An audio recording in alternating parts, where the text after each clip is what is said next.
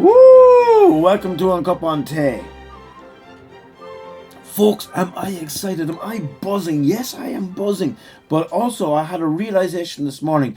It's 10 years ago since I went and ran the Kildare Marathon. And the only thing I have done successfully since is get fat. Anyway, I ran the Kildare Marathon in 2013. It was my second marathon. The first one I had finished in just under 5 hours. And I was excited about that. I was excited I had finished a marathon.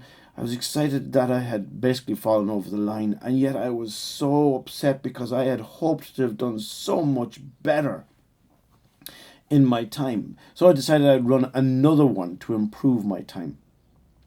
Anyway, I ran the marathon, ran up this big mad hill someplace and back down again. We came on all around the back of Kildare, up by the Japanese gardens. And at this stage, I was falling down. And then from the Japanese gardens, you had to run across the motorway, up into the town, and then down through the town, and then out this long straight road back to the Curragh Racecourse stand. And I was struggling, really struggling. And this is the thing that excites me as I reflect on it. This lady who came up alongside me, and she was going, "Come on, you can do this." I was about 2.5 miles from home. She's going, "You can do this. Come on, dig deep." And she says, "Run with me. We'll get there." And I was like, "Oh, I don't know." I said, "I think you just should run on. I can't do this. I'll get there, but my dreams, I thought, were just shattered completely. I wasn't going to do any better than I had done on my first one." But I started to run along a little bit, even though I was completely fatigued. I don't know where I got the energy from. I do know where I got the energy from. I got the energy from her encouragement. That she was there and she said, "Come on, you can do this. Look, there's the end line in sight. We only have to run this straight and we're there." And so I dug deep, and yes, I ran, and I finished in 4.5 hours. I was so excited. I was elated. Yes, I am a plodder. I'm not someone who is a racehorse or anything else like that. I get there eventually. But I had finished, and I had finished in half an hour's better time than my first marathon. I was so excited. But it all started from this. It started by someone being there with confidence. You can do this. We're going to get there. It's going to be on the finish line. You're going to achieve this. And that brings me to this psalm that has me so excited today. Psalm 27, the very last 2 verses. David is standing there and he has been sharing his confidence in the Lord. And this is what he goes and says: "I remain confident of this. I will see the goodness of the Lord in the land of the living.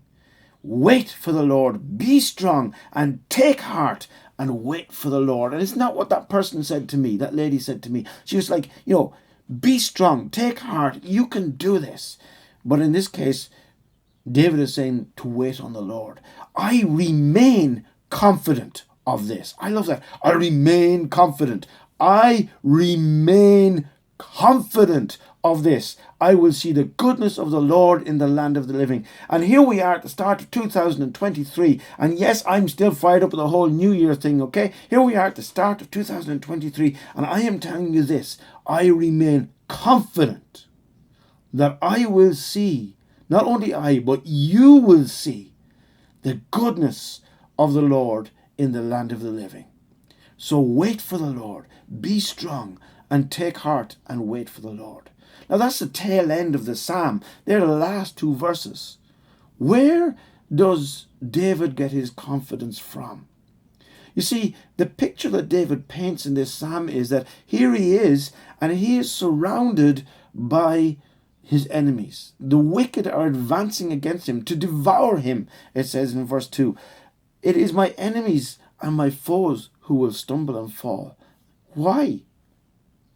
"Though an army besiege me, my heart will not fear. So when you are facing 2023, okay, you may not have an army advancing against you, you may not have enemies, but who knows what this year will throw up. But can you actually go and say, as David went and said, my heart will not fear.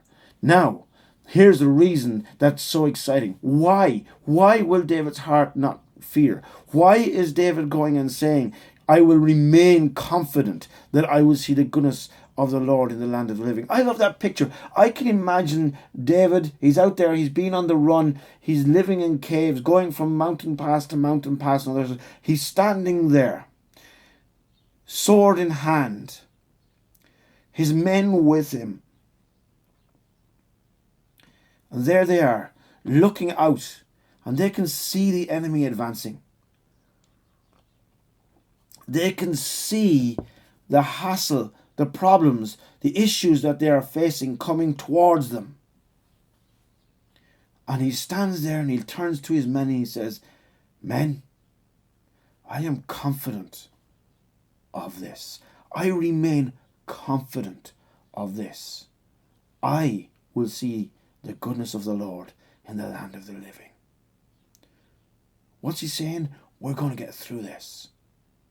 Why? Here's the big question. Why? Well, the start of the psalm tells us why. The Lord is my light and my salvation. Whom shall I fear? The Lord is my stronghold of my life. Of whom shall I be afraid? Note that.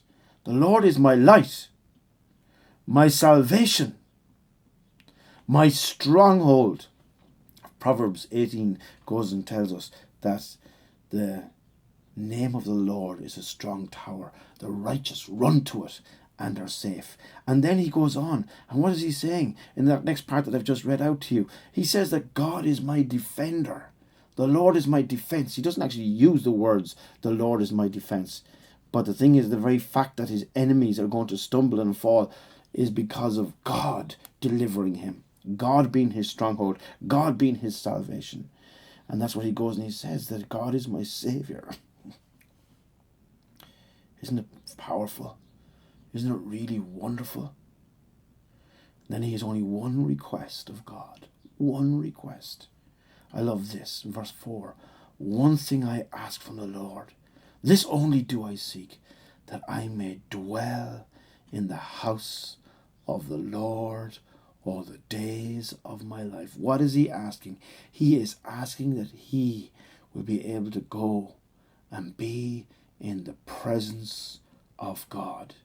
You know what? You don't have to be in church to do that. You don't have to go to chapel. You don't have to go to service meeting. You don't have to go anywhere. God is with us, Emmanuel. I remain confident of this. I will see the goodness of the Lord in the land of the living. Maybe today you just need someone to come alongside you, to be strong, that they are there and they're just motivating you, and you look to them and by that you're inspired, just as I was inspired by that lady to run, dig deep and find that last 2.5 miles. 2023, I remain confident.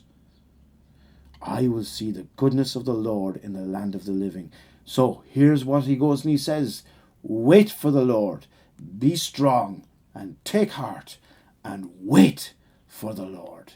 Woo! What blessings await you in 2023? Who knows? But the Lord knows. But the greatest blessing of all is that we know his presence with us.